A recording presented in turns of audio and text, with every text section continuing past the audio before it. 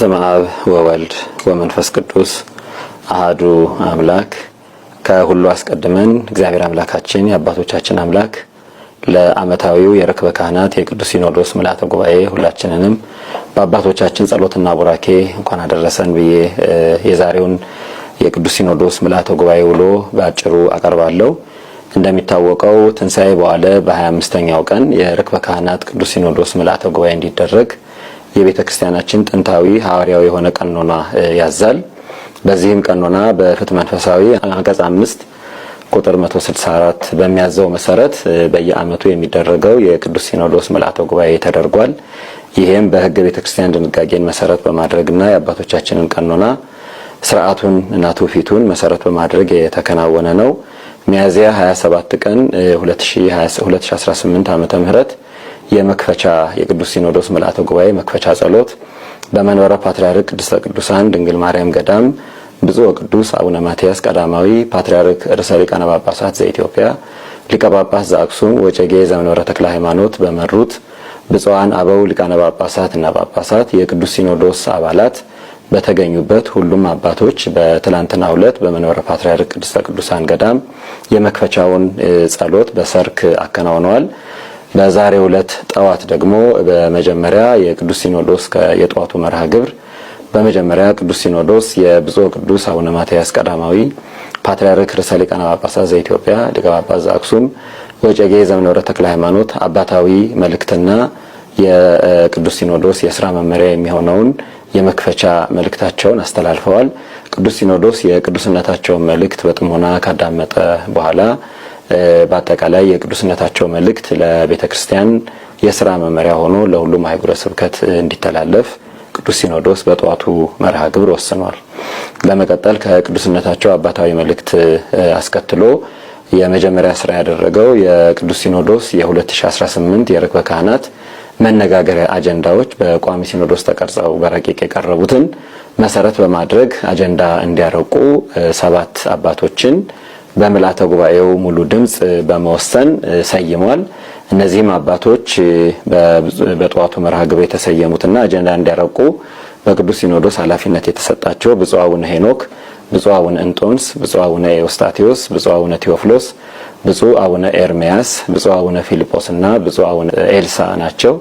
አባቶቹ ከቅዱስ ሲኖዶስ በተሰጣቸው አደራና በተሰጣቸው መመሪያ መሰረት የቀረቡትን አጠቃላይ ረቂቅ አጀንዳዎች ከቅዱስ ሲኖዶስ ስርዓትና መመሪያ በቀኖናዊ ትውፊቱ መሰረት አርቅቀው ከሰዓት በኋላ የቅዱስ ሲኖዶስ ምልዓተ ጉባኤ አቅርበዋል። ቅዱስ ሲኖዶስ ምልዓተ ጉባኤም በቀረቡት አጀንዳዎች ላይ ሰፊ ውይይት በማድረግ የ2018 ርክበ ካህናት የቅዱስ ሲኖዶስ ምልዓተ ጉባኤ መነጋገሪያ አጀንዳ እንዲሆኑ 22 አጀንዳዎችን በአጠቃላይ በመስማማት በቅደም ተከተል በማቅረብ ውይይቱ እንዲደረግ ቅዱስ ሲኖዶስ በሙሉ ድምጽ ወስኗል። ከነዚሁ 22 አጀንዳዎች መካከልም የተወሰኑ አጀንዳዎች ዝርዝር ንዑሳን አጀንዳዎች በውስጣቸው የያዙ ናቸው።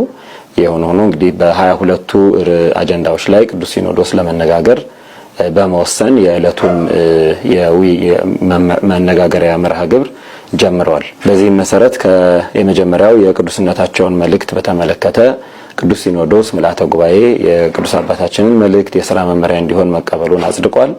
በማስከተል ደግሞ የቅዱስ ሲኖዶስ ዓመታዊ ሪፖርት በብፁዕ አቡነ ዲዮስቆሮስ የቅዱስ ሲኖዶስ ዋና ጸሐፊ የራያ ሀገረ ስብከት ሊቀ ጳጳስ የቅዱስ ሲኖዶስ ከ2017 ዓ.ም ጀምሮ እስከ አሁኑ ርክበ ካህናት ድረስ በዓመቱ የሰራቸውን ስራዎች በምልዓተ ጉባኤም በቋሚ ሲኖዶስም የተሰሩ ስራዎችን፣ የተላለፉ መመሪያዎችን፣ የተወሰኑ ውሳኔዎችን በአጠቃላይ ቅዱስ ሲኖዶስ ያደረጋቸውን ዓመታዊ የሥራ ክንውኖች በንባብ አሰምተዋል።